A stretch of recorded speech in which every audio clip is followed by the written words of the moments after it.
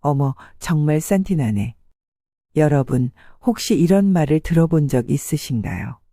또는 누군가를 보면서 속으로 이런 생각을 해본 적은요? 오늘은 우리 사회에서 은근히 중요하게 작용하지만 명확하게 정의하기 어려웠던 산티나는 사람들의 특징에 대해 파헤쳐 보려고 합니다. 혹시 지금 이 영상을 보고 계신 여러분도 모르는 사이에 산티를 풍기고 있는 건 아닐까요? 오늘 영상을 끝까지 시청하시면 당신의 인상을 완전히 바꿀 수 있는 소중한 정보를 얻게 될 겁니다. 먼저 산티라는 말의 진짜 의미부터 확실히 짚고 넘어갈게요. 산티는 지갑 사정이나 경제적 여유와는 사실 큰 관련이 없습니다. 억대 연봉자도 산티가 날 수 있고 평범한 월급쟁이도 품격이 있는 사람이 될 수 있습니다. 산티는 결국 내면의 자신감, 타인에 대한 배려, 그리고 자기 관리에 관한 문제입니다. 오늘은 이러한 산티의 특징들을 4가지 핵심 영역으로 나누어 살펴보겠습니다. 자, 준비되셨나요? 지금부터 당신의 인생을 바꿀 수 있는 품격의 비밀을 함께 알아보겠습니다. 1. 커뮤니케이션 방식. 커뮤니케이션은 우리의 인상을 결정짓는 가장 중요한 요소 중 하나입니다. 어떻게 말하고 어떻게 듣는지가 우리의 품격을 결정하는 중요한 잣대가 됩니다. 메라비안의 7-38-55 법칙에 따르면 우리가 주고받는 메시지의 7%만이 말의 내용이고 38%는 음성톤, 55%는 비언어적 요소라고 합니다. 즉, 무엇을 말하는가보다 어떻게 말하는가가 더 중요하다는 것이죠. 첫째, 나만의 무대인 줄 아는 큰 소리.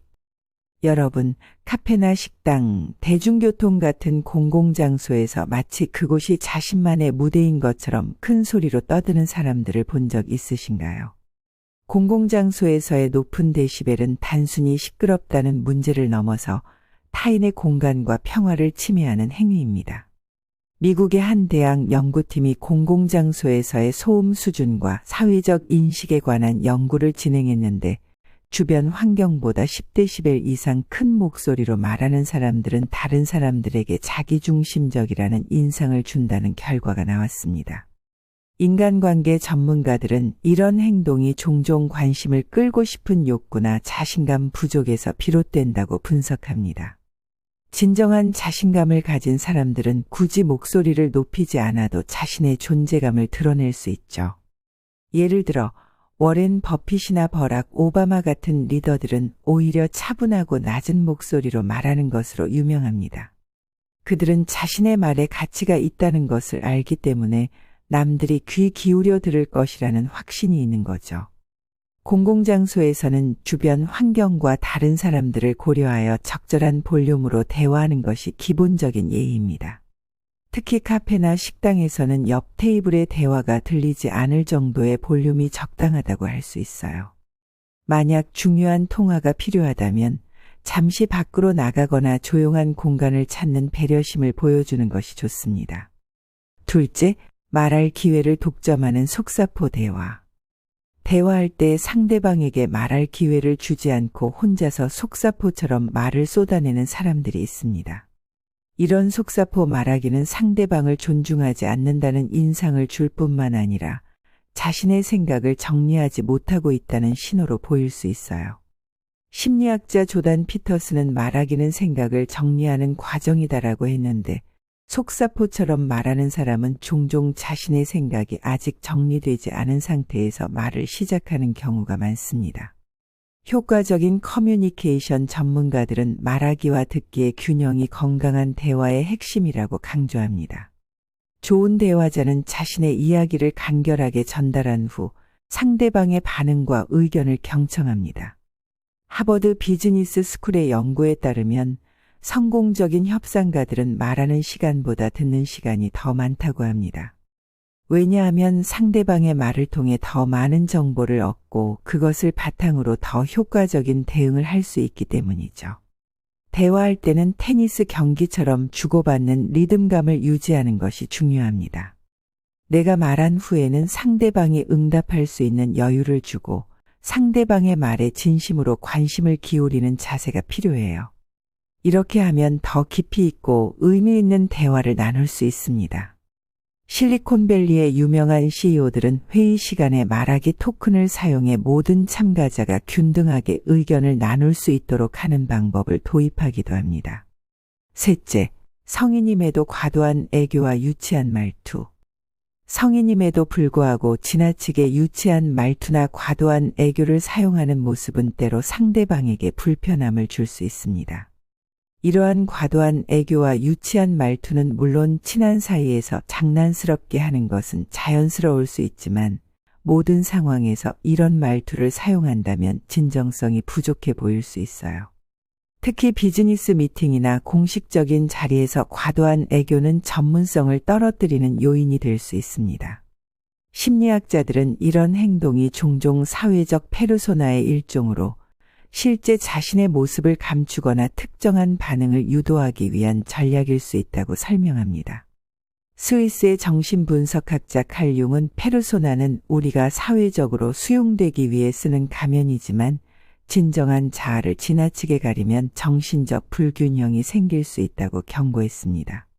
하지만 이런 가면은 오래 유지되기 어렵고 결국에는 진정한 관계 형성에 방해가 됩니다. 자신감 있는 성인은 상황에 맞는 적절한 언어와 태도를 구사할 줄 알며 굳이 유치한 말투나 과도한 애교를 사용하지 않아도 자신의 매력을 충분히 표현할 수 있습니다. 진정한 매력은 자연스러움에서 나온다는 것을 기억해야 해요. 영국의 에티켓 전문가 윌리엄 헨스는 진정한 품격은 자신의 나이에 맞게 행동하는 것에서 시작된다고 강조합니다. 2. 외모와 자기관리. 외모는 우리가 세상에 보여주는 첫 번째 인상입니다. 자기관리가 철저한 사람은 자신을 존중하고 상황에 맞는 적절한 모습을 보여줄 줄 안다는 신호를 보냅니다. 인류학자 데스몬드 모리스는 인간의 복장은 단순한 보호 기능을 넘어 사회적 신호 체계라고 설명했습니다. 첫째, TPO에 맞지 않는 부적절한 옷차림. 패션은 자기 표현의 중요한 수단이지만 시간, 장소, 상황에 맞지 않는 옷차림은 때로 싼티로 인식될 수 있습니다. 특히 과도한 노출과 TPO에 맞지 않는 패션은 공식적인 자리나 비즈니스 환경에서 전문성과 신뢰도를 떨어뜨릴 수 있어요. 한 취업 컨설팅 회사의 조사에 따르면 면접관의 93%가 지원자의 복장이 채용 결정에 영향을 미친다고 응답했다고 합니다. 패션 심리학에 따르면 우리가 입는 옷은 단순한 천 조각이 아니라 우리의 정체성과 사회적 메시지를 담고 있는 비언어적 커뮤니케이션의 일종입니다. 노스웨스턴 대학의 연구진은 엔캔드 코그니션이라는 개념을 통해 우리가 입는 옷이 우리의 사고방식과 행동에까지 영향을 미친다는 것을 증명했습니다. 예를 들어 결혼식에 지나치게 캐주얼한 옷을 입거나 중요한 비즈니스 미팅에 과도하게 화려한 옷을 입는 것은 상황에 대한 이해가 부족하다는 인상을 줄 수 있어요. 패션 디자이너 지아니 베르사체는 단순함이 궁극적인 정교함이다라고 말했죠. 반면 상황에 맞는 적절한 옷차림은 상대방에 대한 배려와 자신의 상황 판단 능력을 보여주는 좋은 기회입니다. 중요한 것은 비싼 옷이 아니라 적절한 옷이라는 점을 기억해야 합니다. 가격대가 높은 명품이라도 TPO에 맞지 않으면 오히려 부적절해 보일 수 있으며 반대로 저렴한 옷이라도 상황에 맞게 잘 코디네이션하면 세련된 인상을 줄 수 있어요. 스티브 잡스는 항상 같은 스타일의 검은 터틀넥과 청바지를 입었지만 그의 단순하면서도 일관된 스타일은 그만의 브랜드가 되었습니다. 둘째, 기본 위생과 외모 관리 소홀. 깔끔한 외모 관리는 자신과 타인에 대한 존중을 보여주는 기본적인 방법입니다. 기본적인 위생과 외모 관리 소홀은 지저분한 손톱, 관리되지 않은 머리, 구겨진 옷, 심지어 불쾌한 체취 등으로 나타나며 싼티의 대표적인 특징으로 여겨질 수 있어요. 사회심리학 연구에 따르면 우리는 다른 사람을 만났을 때 첫 7초 내에 그 사람에 대한 인상을 형성한다고 합니다. 그리고 이렇게 형성된 첫인상은 나중에 바꾸기가 매우 어렵죠. 따라서 기본적인 위생과 외모 관리는 사회적 상호작용에서 중요한 요소입니다.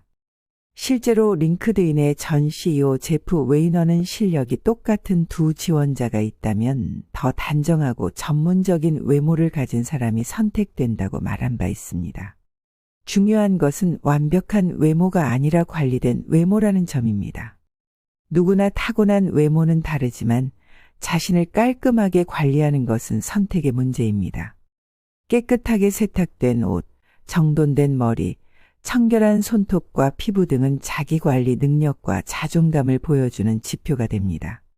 셰익스피어도 옷이 사람을 만든다고 했듯이 우리의 외모는 우리 자신을 어떻게 생각하는지를 보여주는 거울입니다. 셋째, 짝퉁 사용과 무분별한 모방. 명품 짝퉁을 사용하거나 유명인의 스타일을 무분별하게 따라하는 무분별한 모방도 산티의 한 형태로 인식될 수 있습니다. 이는 단순히 제품의 진위 문제가 아니라 자신만의 정체성과 진정성이 부족하다는 인상을 줄 수 있어요. 패션 철학자들은 스타일은 돈으로 살 수 없다는 말을 자주 합니다. 진정한 스타일은 비싼 제품들의 집합이 아니라 자신의 개성과 가치관을 일관되게 표현하는 방식이기 때문이죠. 1,000원짜리 티셔츠라도 자신에게 어울리고 자신의 개성을 표현한다면 그것이 바로 진정한 스타일입니다. 패션 아이콘 코코 샤넬도 패션은 사라지지만 스타일은 영원하다라고 말했습니다. 짝퉁 제품을 사용하는 것은 법적인 문제뿐만 아니라 윤리적인 문제도 있습니다. 많은 짝퉁 시장이 불법 노동이나 범죄 조직과 연결되어 있다는 사실을 알고 계셨나요? 한 조사에 따르면 세계 짝퉁 시장의 규모는 연간 5천억 달러에 달하며 이 중 상당 부분이 조직 범죄와 연결되어 있다고 합니다. 상황에 따라 명품을 선호하는 것은 개인의 취향과 선택의 문제입니다. 하지만 중요한 것은 진실성입니다.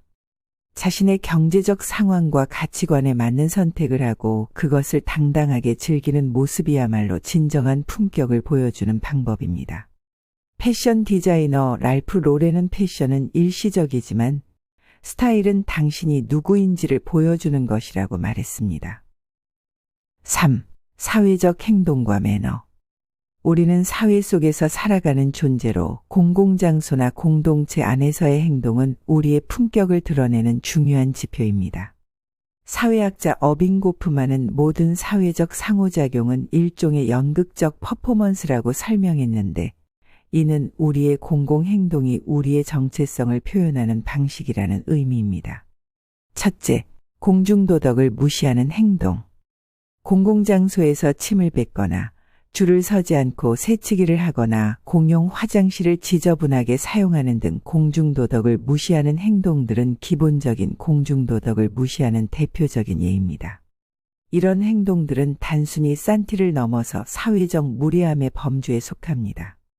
뉴욕 시립대학의 연구에 따르면 공중도덕 준수율이 높은 지역일수록 범죄율이 낮고 삶의 만족도가 높은 경향이 있다고 합니다. 사회학자들은 이런 공중도덕 준수 여부가 한 사회의 문명화 수준을 보여주는 중요한 지표라고 말합니다. 예를 들어 일본이나 스위스 같은 국가들이 깨끗한 거리와 질서 있는 공공장소로 유명한 것은 우연이 아니라 시민들의 높은 공중도덕 의식 덕분입니다. 실제로 깨진 창문 이론에 따르면 사소한 무질서와 반사회적 행동이 더 심각한 범죄와 사회 문제로 이어질 수 있다고 합니다. 공중도덕을 지키는 것은 결국 상호 존중의 문제입니다. 내가 편하기 위해 규칙을 어기면 그 불편함은 다른 누군가에게 전가됩니다. 예를 들어 내가 공용 화장실을 지저분하게 사용하면 다음 사용자는 불편함을 겪게 되죠. 철학자 임마누엘 칸트는 보편적 법칙이 될 수 있는 행동 원칙에 따라 행동하라는 정언명령을 제시했는데 이는 모든 사람이 나처럼 행동한다면 사회가 어떻게 될지 생각해 보라는 의미입니다. 이런 작은 배려와 규칙 준수가 모여 더 살기 좋은 사회를 만듭니다. 둘째, 타인의 공간을 침해하는 행동. 공공장소에서 무의식적으로 타인의 공간을 침해하는 공간 점유와 무의식적인 방해 행동도 산티의 한 형태입니다. 예를 들어 버스나 지하철에서 다리를 벌리고 앉아 옆 사람의 공간을 침범하는 맨스프레, 백팩이나 가방을 옆좌석에 놓아 자리를 차지하는 행위 또는 공공장소에서 여러 명이 나란히 서서 통행을 방해하는 행동 등이 있습니다. 뉴욕시 교통국은 실제로 이러한 맨스프레딩 행위를 줄이기 위한 캠페인을 벌인 적이 있으며 서울 지하철에서도 유사한 캠페인이 진행된 바 있습니다. 공간 사회학자들은 이런 행동이 종종 권력과 특권 의식에서 비롯된다고 설명합니다. 자신의 편안함과 공간 사용을 타인의 그것보다 더 중요하게 여기는 무의식적 태도의 반영이라는 것이죠. 에드워드 홀의 근접학 이론에 따르면 개인 공간의 인식과 존중은 문화적으로 중요한 의미를 지니며 타인의 공간을 존중하는 것은 기본적인 예의라고 설명합니다. 품격 있는 사람은 자신의 공간 사용이 타인에게 미치는 영향을 인식하고 서로 공유하는 공간에서는 남을 배려하는 자세를 가집니다. 4. 대인관계와 태도. 우리가 다른 사람들과 어떻게 관계를 맺고 어떤 태도로 대하는지는 우리의 품격을 가장 명확하게 보여주는 부분입니다. 심리학자 윌리엄 제임스는 인간관계의 가장 깊은 욕구는 인정받고 싶은 욕구라고 말했습니다. 첫째, 타인의 성공을 깎아내리는 태도. 다른 사람의 성과나 성공을 인정하지 않고 깎아내리거나 저 사람은 운이 좋았을 뿐이야 같은 말로 평가절하하는 타인의 성공을 인정하지 않는 태도도 산티의 한 형태입니다. 이런 태도는 자신의 불안감이나 열등감에서 비롯되는 경우가 많아요. 심리학자 에이브러햄 매슬로우는 진정으로 자아를 실현한 사람은 타인의 성공을 위협으로 느끼지 않는다고 말했습니다. 심리학자 캐롤 드웩은 이를 고정 마인드셋의 특징으로 설명합니다. 고정 마인드셋을 가진 사람들은 타인의 성공이 자신의 가치를 떨어뜨린다고 느끼기 때문에 방어적으로 반응하거나 그 성공을 폄하하려고 합니다. 드웩의 연구에 따르면 고정 마인드셋을 가진 사람들은 타인의 성공을 보며 불편함과 위협을 느끼는 반면 성장 마인드셋을 가진 사람들은 오히려 영감과 동기를 얻는다고 합니다. 그들은 저 사람이 어떻게 그런 성공을 이룰 수 있었을까라고 질문하며 그 과정에서 자신도 성장할 수 있는 방법을 발견합니다. 실리콘밸리의 성공한 기업가 리드 호프만은 성공한 사람들의 공통점은 다른 사람의 성공에서 배우려는 의지라고 말했습니다. 진정한 품격을 갖춘 사람은 타인의 성공을 진심으로 축하하고 인정할 줄 알며 그것이 자신의 가치나 성취를 약화시키지 않는다는 것을 이해합니다. 우리 모두는 각자의 여정을 가지고 있으며 다른 사람의 성공이 나의 가능성을 제한하지 않습니다. 오프라 윈프리는 다른 사람의 촛불이 당신의 빛을 약하게 만들지 않는다. 진정한 빛은 서로를 더욱 밝게 비춘다고 말했습니다. 둘째, 칭찬과 감사를 표현하지 못하는 태도.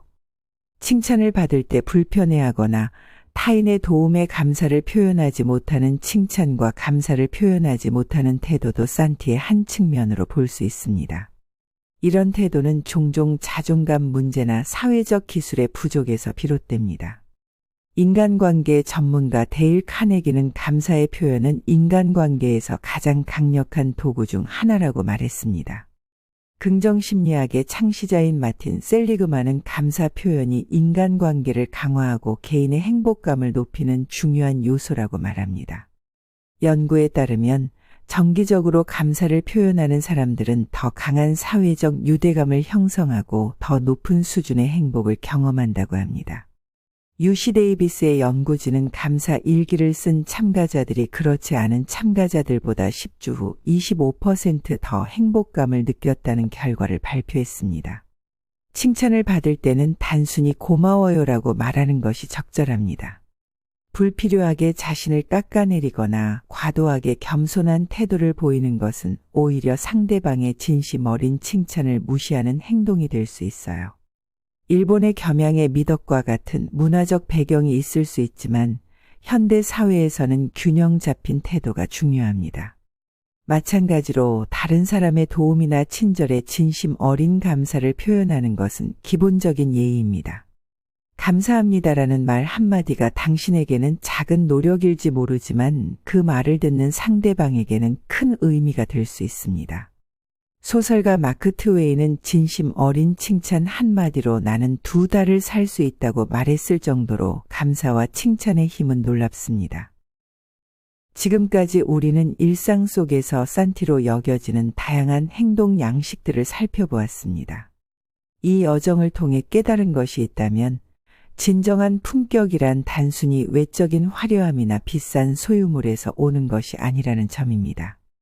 영국의 사상가 에드먼드 버크가 말했듯 매너는 작은 도덕입니다. 일상의 작은 행동과 선택들이 모여 우리의 인격을 형성하고 타인에게 비치는 우리의 모습을 결정짓습니다. 사실 우리 모두는 때로는 이런 행동들을 무의식적으로 할 수 있습니다. 완벽한 인간은 없기 때문이죠. 하지만 자신을 돌아보고 성찰하는 능력이야말로 진정한 성숙함의 표현입니다.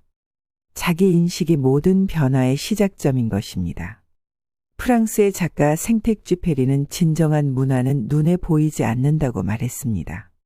참된 품격 역시 마찬가지입니다. 그것은 화려한 외적 표현이 아니라 자신과 타인 그리고 세상을 대하는 내면의 태도에서 비롯됩니다. 여러분의 일상 속 작은 선택들이 모여 여러분만의 독특하고 아름다운 인생 이야기를 만들어갑니다. 오늘 이 영상이 그 여정에 작은 도움이 되었기를 바랍니다. 변화는 거창한 결심이 아니라 일상의 작은 실천에서 시작됩니다. 오늘부터 조금 더 배려하고 조금 더 존중하고 조금 더 진실된 모습으로 세상을 만나보는 건 어떨까요? 이 영상이 도움이 되셨다면 구독과 좋아요 버튼을 눌러주세요.